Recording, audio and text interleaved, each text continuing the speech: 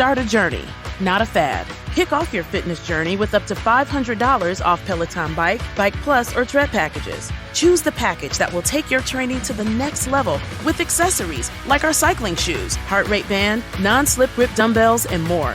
Join now and you'll see why 92% of households that start the year with Peloton are still active a year later. All access membership separate. Offer ends January 8th, 2023. Excludes Bike, Bike Plus, and Tread Basics. See additional terms at onepeloton.com.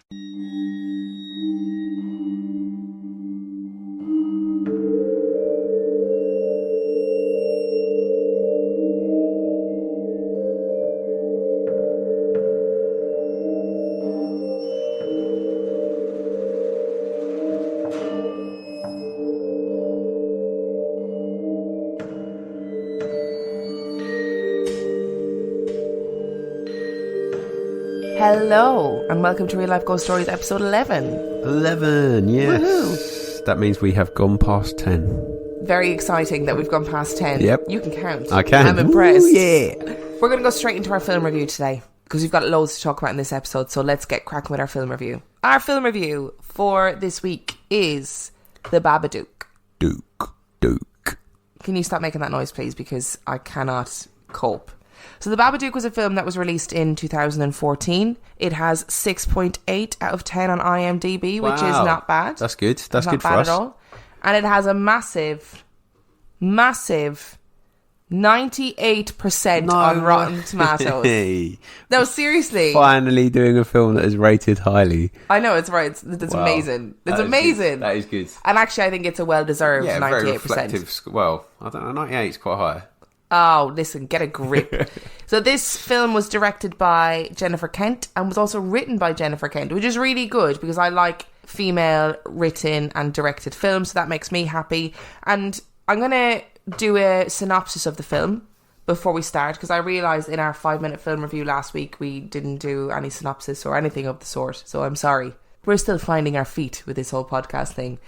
6 years after the violent death of her husband, Amelia, played by Essie Davis, is at a loss. She struggles to discipline her out-of-control 6-year-old, Samuel, played by Noah Wiseman, a son she finds impossible to love. Samuel's dreams are plagued by a monster he believes is coming to kill them both. When a disturbing storybook called The Babadook turns up at their house, Samuel is convinced that the Babadook is the creature he's been dreaming about.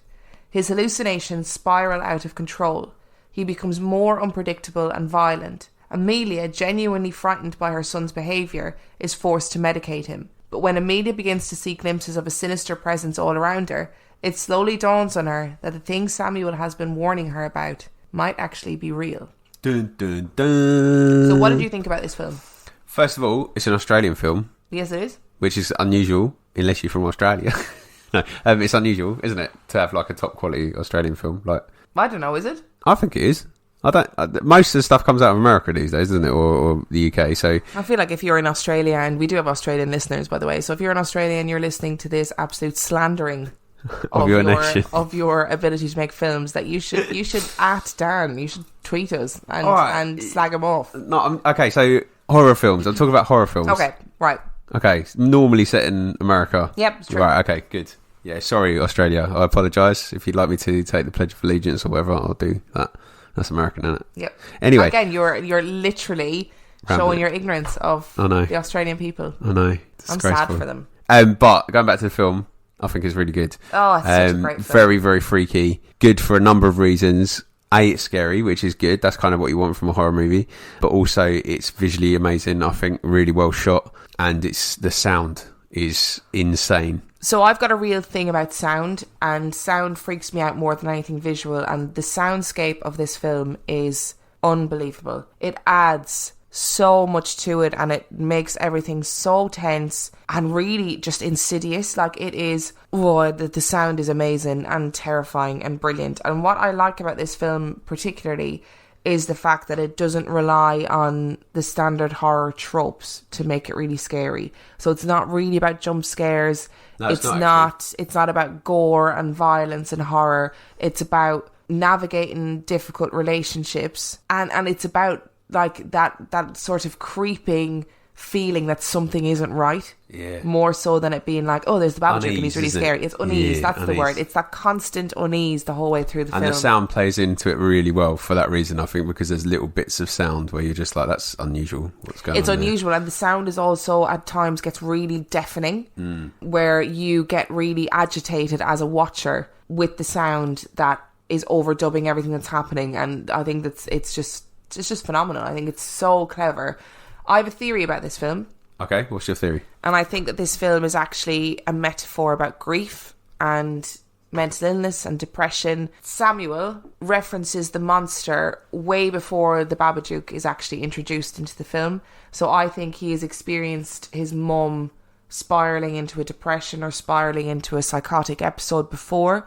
And in his 6-year-old brain, he relates that to a monster. I think that the Babadook then is their shared representation of what that means, of what not dealing with grief means and what not dealing with mental illness means to their family. I just think it's genius. I absolutely love it. I think you're probably right with that theory, but that's too simple. So I actually think the Babadook is real. Let's just briefly talk about the boy. Samuel. Oh, Noah Wiseman. Oh my God. Credit for his acting, but actually, you know what? All that subtext, let's take everything out. Let's pretend the mum has a really nice, happy life. I would find it hard to love that child. I wouldn't love that child. So annoying. You're being really diplomatic saying I would find it hard. I would hate him if he was my child. Like, I would actively hate him. I wouldn't even like pretend I loved him, because he's so annoying and he's so frustrating and he's so embarrassing. Like, if he was my child, I'd be like, oh my God. And which is brilliant, because as a viewer, you're like, I can totally empathise with your inability to love this child. And it's genius writing. Yeah. And you know what? It's real. It's like, it's refreshing to see a parent in a film being like, actually, I don't really like you that much. Do you know what I mean? And super good acting by that kid, because there's no point where you just think, like, scrunching your eyes up in disbelief. He's totally believable and really annoying. His face, he's got a really good, scary horror child face, and not in a like Children of the Corn kind of way. Just his features are a little bit out, and it makes him really scary when he's being weird. And it's not one of these stories where he's a kid who does freaky things. No, not at all. Not at all. So don't be duped and think I can't watch because he's a really scary kid. He's not. He's just really annoying. Which he needs, really but he needs to be to tell the story. So. Yeah, obviously. Yeah, it needs to be that kind of a performance from him. So what would you score this film? 5 stars. Oh. Absolutely, I would give it 5 stars. I love it. This is my second time seeing it, and I loved it just as much the second time round. I think it's just so poignant and sad and just gripping and scary, and it's not gratuitous, and it doesn't rely on tired horror tropes. I think it's brilliant. What would you give it? Has a strong underlying message about mental health as well, if you take that interpretation, which is good. I'd give it 4.5 out of 5. What's the 0.5 being taken away for? Just because I'd have to be really sold on it to give it a 5. It's no Jurassic Park, is it? Let's be honest. Well, that is fair. I mean, the lack of velociraptors kind of takes away from the film, I thought.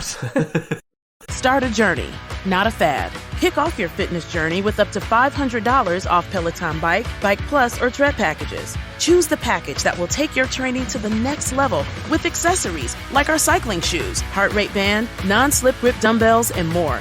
Join now and you'll see why 92% of households that start the year with Peloton are still active a year later. All access membership separate. Offer ends January 8th, 2023. Excludes Bike, Bike Plus, and Tread Basics. See additional terms at onepeloton.com. So our episode this week, I did this as a Twitter poll and an Instagram poll. The people have spoken and you wanted the Ouija board Twitter thread story, which is a random story that I found during the week. Now, I thought when I found this story that I had the scoop on this situation. I was like, I am the first person that's going to talk about this besides this man on Twitter. So I messaged him. I DM'd him on Twitter. I slid into his DMs and I said, I'm a podcaster. Can I please use your story? And he was like, yeah, loads of other podcasts have contacted me. And I was like, oh, for fuck's sake. I thought it was just us, but it's not. But anyway, that's beside the point. But just FYI. And I really didn't want to do this story because I don't like the topic of it. And so, but I voted for it because at the time I voted, the other one was winning and I just wanted to level that up to be annoying.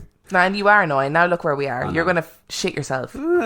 So before we begin, I think it's important to do a little brief history of the Ouija board, because it is something that is in our modern conversation. I think it's something that everybody is aware of, but actually it has a very different history to what we know of it now. So it was in the early 1900s. There was a birth of kind of spirituality and alternative views of the world that weren't Christian based. And that happened because people were getting more educated about the world, about other ways of viewing the world. And actually, the Western world, specifically America, had been ravaged by civil war at the time. People had no closure and they wanted a way to contact their dead. Mediumship and things like automatic writing had become really popular. Somebody invented the planchette, which is the little wooden piece that slides around a Ouija board. In those days, it was a wooden piece with a pencil through it that would write automatically. So it was kind of a step up from automatic writing. Would it still be used in the same way? And then you'd all have a hand on it, and then Yeah, it just, wow, that's used cool. in the same way. And it was on wheels as well. These men, whose names I conveniently can't remember, capitalised on that situation and created the Ouija board. So they created a polished wooden board with the alphabet, with numbers. They created a planchette that had a hole in the middle so it would move around the board and you could see the letters that it was spelling out. At the time, it was marketed as a date night game, because in a date night game. How? Okay. Because in those days, when you had a date with somebody, it was uncouth to touch them. So people were walking around with all this sexual tension. And what better way to get rid of that than demons? Contact the dead, yeah. Yeah. What you would do playing the Ouija board is that it was part of the instructions that you had to have your knees touching and your hands touching. In a world where any sort of sexual touching was frowned upon, that must have been like crazy to be allowed to do. So it was originally marketed as a date night game, and then it was sold as like a board game, like parlour tricks. After World War II, it is the only ever board game to outsell Monopoly. Incredible, because Monopoly's, the sales figures for Monopoly are mental. It's the only time Monopoly has ever been outsold, and it was after World War II, because people, again, they wanted to contact their dead. And it wasn't seen as something really serious. So in America, there was episodes of sitcoms that featured the Ouija board. Like, it wasn't seen as something that was negative. The mystery and the negativity surrounding the Ouija board was only perpetrated by The Exorcist, which was in 1973. And it was only then that people started to see it as a potential negative impact. This was solidified by the fact that the guy who was seen as the father of the Ouija board built a Ouija board factory, and he swore that he did this because the Ouija board told him to do it. When he was on the roof of the factory one day, the pole that he was leaning against broke and he fell off the roof of the factory. He managed to grab onto a window ledge and was holding onto the window ledge and was about to be pulled up when the window inexplicably closed on his hands and he fell, plummeted, somehow managed to survive with only broken ribs. How?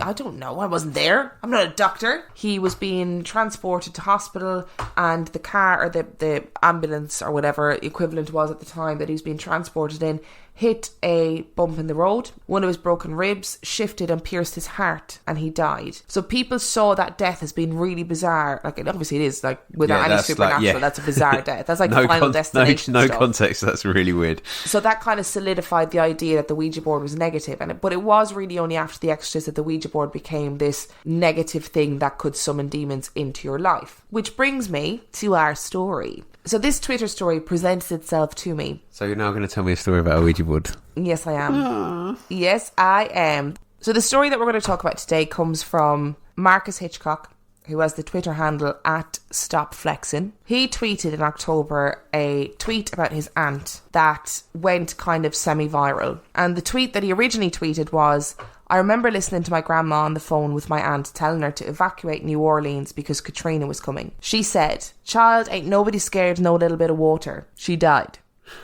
And that was meant to be a standalone kind of comedy tweet, and it went a little bit viral. So he then decided to tell the story about his aunt. So I'm just going to get right into it. I know there's a lot of people who are skeptical of demons and spirits, but I would strongly advise you to stay far away from Ouija boards. I learned this the hard way as a child. So a few weeks ago, I tweeted this about my aunt who lived in New Orleans. Even though she was family, she was as mean as hell and overall a very toxic person to be around. She would beat me and my cousins a lot as children, and she would always curse at us for no reason. My aunt was into some weird shit. She owned an antique shop in New Orleans, and she had a living space that was right underneath it. She would collect skulls and candles and set them up all around her house. My grandma thought she was heavy into witchcraft and didn't want me going over there. One day my aunt had a pretty bad stroke and had to start using a wheelchair. She had a little elevator installed in her house that would take her from downstairs where she lived upstairs to her shop whenever she needed to go up there.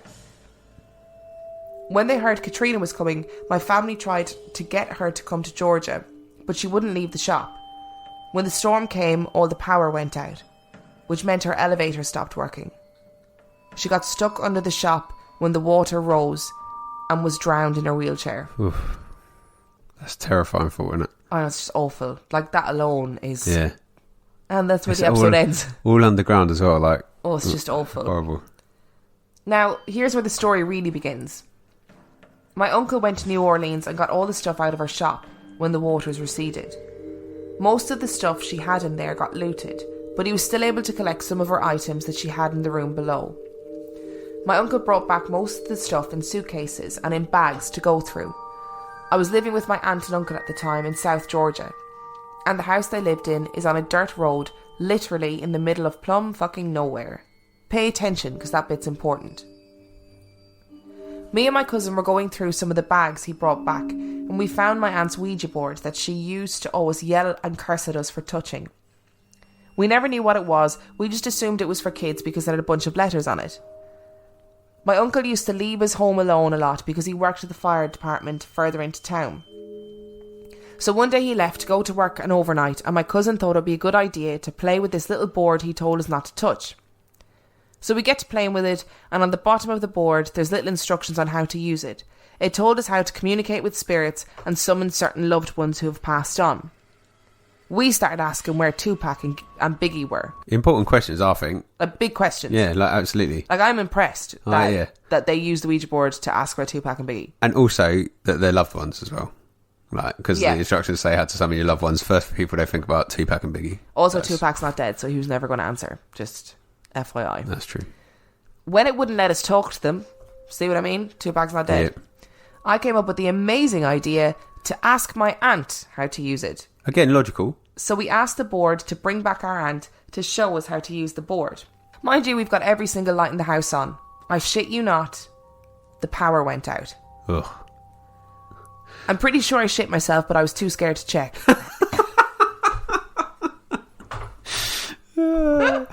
Oh, the idea of him I just sitting in his so poop much. without checking. But you know when we did Dear David and Adam Ellis's tweets were all really polished? Yeah. This is not like that. When the power goes out and you're in the middle of nowhere, it is pitch black.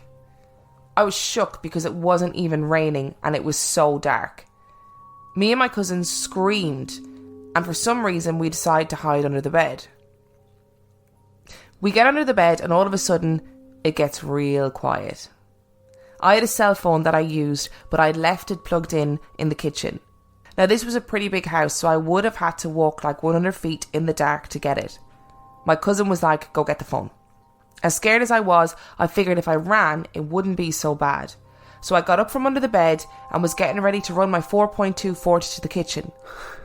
Tell me why somebody started knocking on the door. Ugh. I shit you the fuck not. My cousin said it was the ice maker. I said, how the fuck is it going to be the ice maker when the power is out?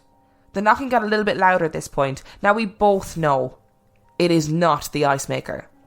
He said, go and see who it is. Now at this point, whoever was knocking at the door was knocking like the county police serving a warrant. The banging was super loud. And remember, we are in the middle of fucking nowhere. I don't know where I got the balls from, but I made my way to the door and said, who is it? The banging stopped. I didn't hear anything. I grabbed my little flip phone and turned the flashlight on. My cousin standing behind me with a fucking swimming pool noodle as a weapon. I was so scared I couldn't call him a dumbass. We just ran back to the room and slid under the bed. So we're back under the bed. The house is still pitch black. I'm trying to call my uncle, but his phone is going straight to voicemail. My cousin is trying to get my attention, but I'm telling him to shut the fuck up because I'm calling and I don't want whoever at the door to know where we are. but he's pointing to the window. The window is right above the TV where we could look up and see out of it. And there's somebody peeking through the fucking window. Oh. A full face is pressed on the glass, and I couldn't even make out who or what the fuck it was. Oh. At this point, my heart is beating so fast I think I'm about to pass out. My cousin is fucking losing it. It's tears and snot all over the floor, but I got my hand over his mouth telling him to be quiet. Whoever's at the window is literally scratching it, and in the creepiest fucking voice I have ever heard said, "I can see you." Oh. I grabbed my cousin by the shirt, pulled him from under the damn bed and darted to the next room over. I didn't even look in the direction of the window, but all I heard was screaming and banging on it as I ran out. We get to the next room, close the door, lock it, and jump in the closet. My uncle kept an old rifle in there, but I didn't even know how to fucking use it. I notice it's a little bit breezy in this room because the fucking window is open. I'm so scared I literally cannot even move. I know that I've got to close this window, but I don't want to go near it. I can remember it like it was yesterday, but I don't hear the banging anymore. I thought maybe whoever it was has left, but my cousin said, "What if they're coming around to this side?" I run over to the window with this rifle I don't even know how to use, and I figured I would close the window as fast as I could and run back to the closet. I get to the window. Now this is the triggering part. I'm trying to close the window, but it's an old house, so it takes a good amount of strength to close it. My uncle has this big plantation field right in front of the house. I look out the window and I swear to God I saw somebody standing out on the edge of the field. My cousin is still in the closet and he's finally able to find a flashlight and he throws it to me. I shine the light in the field, and before I get the chance to really see who the fuck it is, they start running towards the house. Oh my God. The window is still not closing. I pick up the fucking shotgun and I just start pulling the trigger. But it's not firing. This person is like 10 feet away from the window and they will not stop. My dumbass throws the rifle out the window at whoever it is, no. runs out of the room, closes the door and runs to the living room. Me and my cousin are both in the living room. I have literally accepted the fact that we are both about to die because I left the window open and I just know whoever or whatever the fuck that was is about to find us. I tell him I love him, I hug him, and then in the middle of the hug I see lights outside. Headlights. Somebody's outside. I'm looking out the window from behind the couch and I can see a big ass truck outside. This is the old white man who lives on the other side of my uncle's property. It's him and his fucking wife and they wanted to see if our power was out too. Me and my cousin just run outside the door and towards his truck. We tell him everything in like 7 seconds. He told us to stay in the truck with his wife and pulls out this yeehaw Clint Eastwood looking pistol. I have never been more excited to see a white man in my life. I noticed that the window in the room we were just in was now closed. I told his wife that somebody was definitely in the house and she is literally screaming at him to get out of the house, but he is not answering. She calls 911 and makes them send every available officer the town had. The man finally comes out of the house and runs back to the truck. We drove back to his house and waited for the police to show up. I finally got through to my uncle and he wasn't answering because they were on a fire call. He came right back to the house as the police showed up. The police searched the entire house and didn't find anything. No signs of forced entry, no scratches on the windows, no dents on the doors. The only thing they found was a lot of water all over the floors and in the holes. They asked us if we'd been playing in the water and we said no. We told the police the whole story, but these people treated us like we were just little kids seeing things. I know what the fuck I saw, and they wrote it off as just us being up too late. My uncle took us to stay at the fire station that night. You couldn't have paid me to stay in that house. The next morning, my uncle and a few of the other firemen went back out to the house. They went in the house, got the Ouija board, took it out front, and burned it. My uncle and his wife got a preacher to bless the house. To this day, that whole series of events was the most traumatic shit I ever went through. I'll be 26 next week, and I still remember everything that happened that night when I was just 13. I don't want to believe that it was really my aunt. At the end of the day, I know she was mean, but I don't think she would want to hurt us. I still think that some kind of demon or evil spirit came from the Ouija board, but I still can't explain why the police found water all over the floors. Maybe it was her. How scared would he have been if they'd been under the bed in the dark and then they heard that? Oh my God, the wheelchair. Yeah, oh, that would have made it scary. Oh, I would die. I would just die there and then. It'd be easier. Yeah, I'm not really down with that story. Why are you not down with that story? It's a bit it is a bit scary because because my mind has already jumped to loads of conclusions already. Like what? Well, because this aunt obviously she's from New Orleans. Yeah, the home of voodoo. All the voodoo. And, like, you don't actually know what shit she was into. So, like, she might have been, like, the member of their family, but you don't know, like, how far down that path she'd gone. And actually, maybe she wasn't good news. Maybe she wasn't a good person. But it obviously wasn't her aunt in her most recent human form because she was running. That's harsh. Well, just saying. But yeah, I don't know. Like it's I don't like Ouija boards. Do you believe that Ouija boards have the power to contact the dead or to open a portal to allow spirits in? Yeah, I do. I don't. I just if you were to produce one now, I would shit myself. Would you? Yeah. Would you not do it? No, not in a million What years. if somebody offered you like £100? Because we're poor people. No. So. I'd probably do it for a tenner, to be fair. I just don't think you should mess with it. Like I think it's too. Maybe it's just cultural, whatever. But I think like in my mind, there's a difference between being haunted and actively seeking something else. Do you see what I mean? Yeah, well, there is. There's a massive difference. If you're being haunted, it's passive, isn't it? Yeah. You actually haven't contributed to that. But if you're messing about with a Ouija board, then you know what? If you get haunted, that's your own fault. Yeah, and I feel like I feel that's unfair. Obviously, I don't mean that about this guy. Because they were kids. Yeah, absolutely. Obviously, and actually, they set out with a really good cause because they're just trying to find Tupac and Biggie, and we have to give them credit for that. Oh, absolutely. And you know, that's an important. That is life really goal. important. But yeah, I just feel like you're opening yourself up to stuff like regardless of what it is. Like if you're active, so nobody sits down at a Ouija board. Like you either sit down as a skeptic and say this is ridiculous, or you sit down as someone that wants it to happen. And if you're actively, regardless of whether you're trying to find your loved ones or whether you're looking to open up portals to bad stuff, however you're doing it, you're willing, actively seeking, willing to find something. And there's not necessarily anything wrong with that.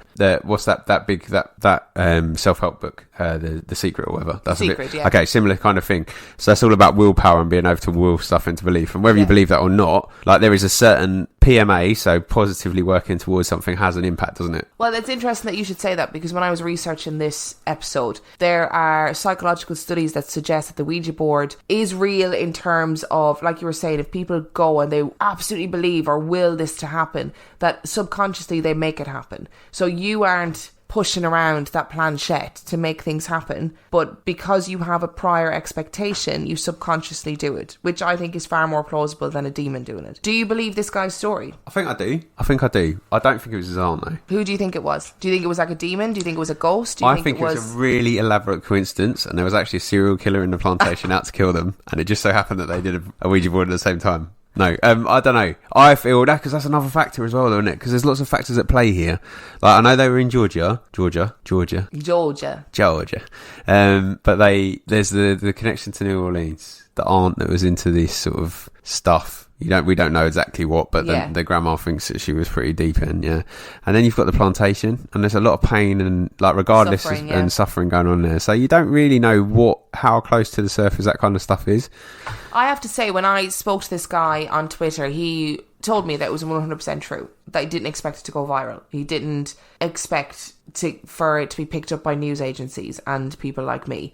And I believe him. I do as well. I don't for a second think that it didn't happen. I just don't believe that it was paranormal. Yeah. But I think it's a great story. It's a really good story. The thing that gets me about this story is the fact that it's really funny. Yeah. Like, it's hilarious. The idea, because he behaves in a way that we all would. That absolute fear, throwing a gun because you can't get it to work, and being like, "That's it, we're going to die. We are going to die." Leaving it for the intruder.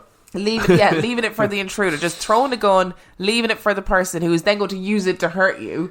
But it's that makes it all the more believable. Yeah, I think this guy's genuine, regardless of whether the story is true. I think he felt that this happened to him, and I don't think it was anything other than to tell a story, because it doesn't read like Dear David does. Like, Dear David is terrifying. Yes, but Dear David is so polished. Yes. And perfect. And this guy is clearly not, is it? Like the whole thing about the swimming noodle. Oh, that's great. And how glad he was to see a white guy. Have you ever hit anybody with a swimming noodle? Probably, yeah. It's like the least impactful weapon in the world. Like, it's terrible. I can see why I was thinking along the lines of he was. I don't know about this guy. Like, I just think there's a lot of factors that could play into it. If you lean towards the paranormal, there's a lot of factors that could play into it. Yeah. And it was clearly, like, for 2 young kids, it was clearly terrifying. Being home alone in the middle of nowhere in the dark is scary enough as it is without all this extra shit going on. Yeah, without all this Ouija board, somebody banging at the window. Yeah. But then how was the house full of water? Yeah, exactly. That's creepy as well, isn't You it? explain that to me. It's the water demon. I did not know there was such a thing. Thank you for enlightening me. Yeah. Thank you. Yeah. I love this story, and I just want to say thank you to him. Yeah, thank you very much for letting us For use it. allowing us to share this story, because it was really fun to find and really fun to read, and it did make me laugh as well as make me frightened and think about what I would do if I was in his situation. And I think the naturalistic elements of this story, the throwing the gun, the pool noodle, the snot, the tears, the fear, makes it a really engaging story. Yeah, absolutely. And I loved it. You can visualize it as well. Like, there wasn't that much detail, but you could visualize it. Like, if you've watched movies and stuff, you could see that plantation. You could see the house, the kind of house they're talking about. You could imagine the lights rolling down the driveway when the Jeep comes to save them. If you are listening and you believe in the Ouija board, or you've got a story about the Ouija board, I mean, I've never played it. You've never played it. I will never play it. I'm just going to say that right now. But it's, it's something that is a very common thing nowadays. So if you've played it, or if you have any stories about it, do make sure that contact us and let us know, because not via Ouija board though. Maybe just like. Oh yeah, I mean that would be an ineffective mode of contacting us. To be fair, because Dan won't ever be online. No. You'll always be. I mean, unread. That also reads true for all of our social media, because I am never online. True. Yeah. So come and let us know. And I just wanted to give a shout out to our 2 new reviewers. Nice. Yes. So we got 2 new reviews this week. We had one from KY_Nicole, who said we were superb. Thanks. I know, we're savage. And said that she binged all 10 episodes today while at work, and that we did an amazing job. I'm a big advocate of binging things. Yes, I like the legend of binge life. Yeah, it's amazing. That's what we do. We binge everything. Well done, Nicole. Well done. Was it Nicole? It was Nicole. KY. Yeah, KY Nicole. KY. And she said that they were great stories and made even better due to great hosts. Oh, is she KY because she's from Kentucky? I don't know. Are you KY because you're from Kentucky? Please let us know. And we also had another review, which is very important to me, and you will see why in a second. Okay. And this review came from N836372999283. Oh, that was difficult. So many numbers. And this person said that they loved spooky stories, legends, folklore, and called our show delightful, which I thoroughly enjoyed. And said that it was refreshing, it was easygoing, and that it was like listening to your friends exchanging stories. But the most important part of this review... Yeah, what's that? Is the following sentence. Okay. Shout out to their lovely cat, Dame Judi Dench. Because of her, I started listening. And that speaks to my soul. She's famous. So Dame Judi Dench is my cat. She's also known as Bimble. Or AKA Bims. Bims, yeah. And she is the most important creature in my life. I'm sorry, Dan. It's just right, a fact. I know, I'm resigned to this, I know. And she's absolutely stunning and has the perfect nose gradient, apparently, according to Twitter. That's not me saying that. I'm not being a pushy mum. There's evidence for that, yeah. It's just the way she is. There is evidence out there. So if you want to see my gorgeous cat, then go on over to our Instagram, which is I don't know what it is. It's Real Life Ghost Stories, because I post pictures of her on there all the time. And there's actually a highlight stories of her, just dedicated to her. If you want to see our gorgeous little cat on Twitter, because she is on Twitter all the time, it's at Real Ghost Pod. Boom. It's at not Real without Ghost, the boom. Yeah, without the boom. He was just excited. At Real Ghost Pod. There you go. Better. It's at Real Ghost Pod on Twitter, and if you want to talk to us on Facebook, we have a closed group called Real Life Ghost Stories. And in that closed group, I've been posting stuff about the history of the Ouija board. I've been posting questions to you guys. So make sure you come and listen to us. And make sure you leave us reviews, because that makes us happy. Just answer our questions. Thank you for listening to this week's episode. Just before we go, if you had a Ouija board, who would you contact? Ooh, if I had a Ouija board and it worked, who would I contact? William Shakespeare. Why would you do that? I would contact William Shakespeare because I would say to him, "Oi, Bill, did you actually write all those plays?" And he'd say, "Yes, I did, honest." Now fuck off. And then he'd do like a wink. Do a wink emoji. We should have emojis on our Ouija board. Oh, that'd be amazing. Yeah. That's next level. We could have little aubergine emojis. and it'd be like, ooh, it's a sexy ghost. I like it. Who would you contact and why? The Black Dahlia victim, to find out who killed Oh, her. to find out who did it. Yeah. Oh, that's good. Oh, that's clever. We're not a true crime podcast, but the Black Dahlia story is great. So go and find a podcast that actually is going to talk I'm about pretty it. sure Ohio have done it. I'd imagine they have. Yeah. Sounds like the type of thing they would do. So until next week. They didn't do the murder. They did a podcast about it. Oh, yeah, they didn't actually do... Yeah, we're not accusing them of anything, don't worry. Until next week. We love you. Bye. Bye.